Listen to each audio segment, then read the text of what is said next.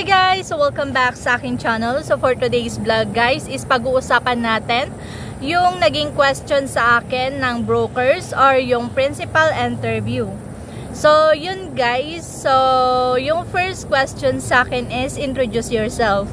So basta kapag nag-apply kayo, yung first question or yung first na magiging question sa inyo is introduce yourself. Kaya kailangan alam nyo na yon. Dahil about sa self nyo lang naman yun. So yun, introduce yourself. My name is Justin J. Madayag. I am 26 years old, single, and my mother's name is Janet Madayag and my father's name is Jerry Madayag. I have one brother and I am the first child in the family, like that. And then yung second question ng employer sa akin is ilang years daw ako nag-work doon sa past employer ko. So, ang sinabi ko is 4 years. So, dapat tandaan nyo kung kailang years kayo nag-start and nag-end. And tinanong din kung anong reason kung bakit ako kung bakit ako umalis doon sa past employer ko. And yung naging sagot ko doon is finish contract. And then next is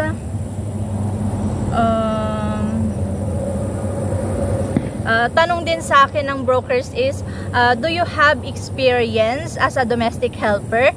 So ang sagot ko is yes. I work as a domestic helper here in the Philippines for 4 years and I serve 4 members of the family, 2 adults and 2 children. Ganon. So and yung third na pang third ba? And then yung next question sa akin is why do you want to work in Hong Kong? Bakit gusto ko daw mag-work sa Hong Kong? I want to work in Hong Kong because employers in Hong Kong offer high salary and also I want to earn money and I want to earn money for my family and for my future.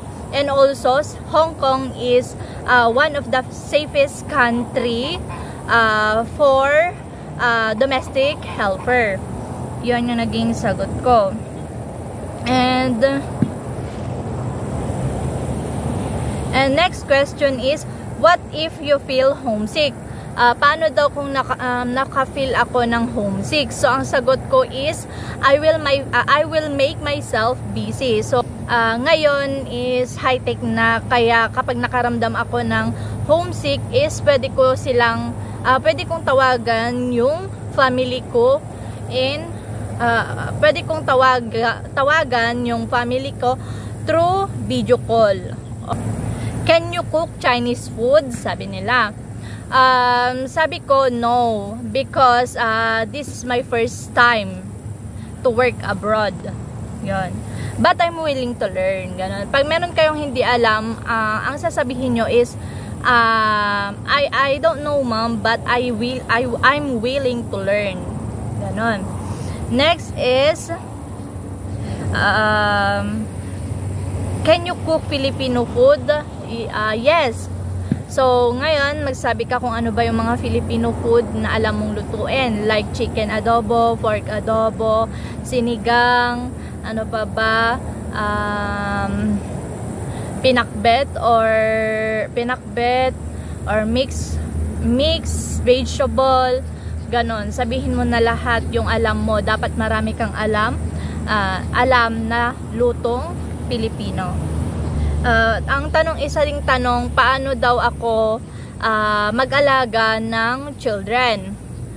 Yun yung question sa akin kasi nakita naman nila sa biodata ko or yung sa resume ko na yung experience ko lang is sa children.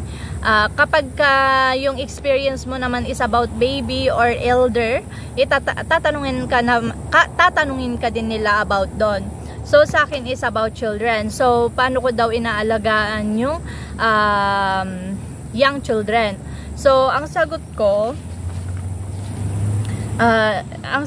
yes ma'am, by preparing them nutritious food and then assisting them to eat food, assisting them to take a bath, changing their clothes, preparing their needs before going to school, and then sending them to school, give them vitamins or medicine if it is needed, and then tutoring them, playing with them. So yon.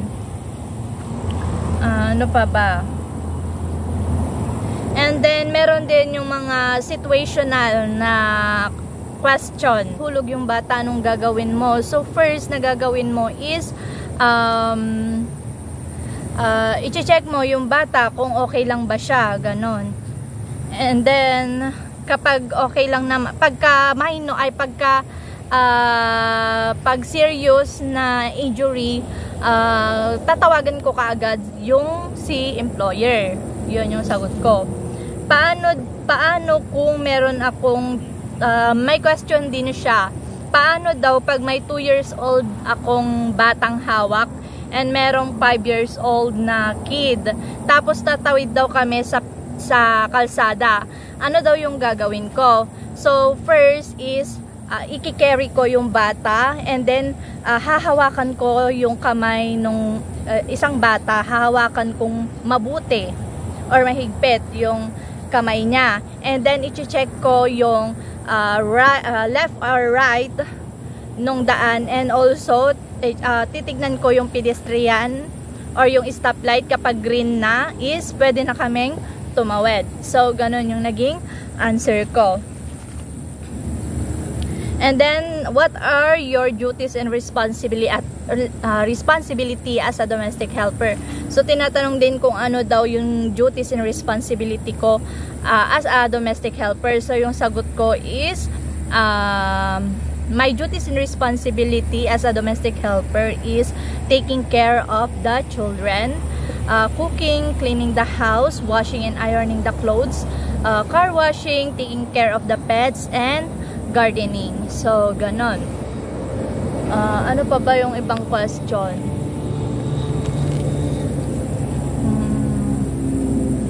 Yun lang naman yung naging question ng aking broker's interview.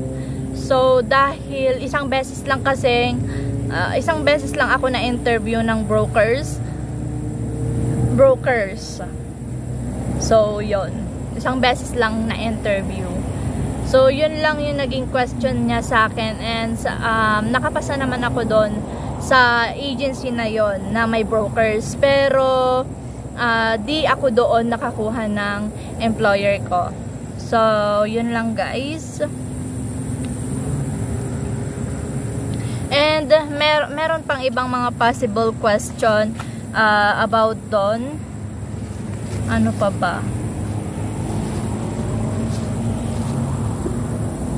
Meron pa palang question sa akin yung broker. So, magbigay daw ako ng set ng food for breakfast. Pag set is, for example, fried rice, milk, and hot dog. Parang ganon. Cereals, and milk.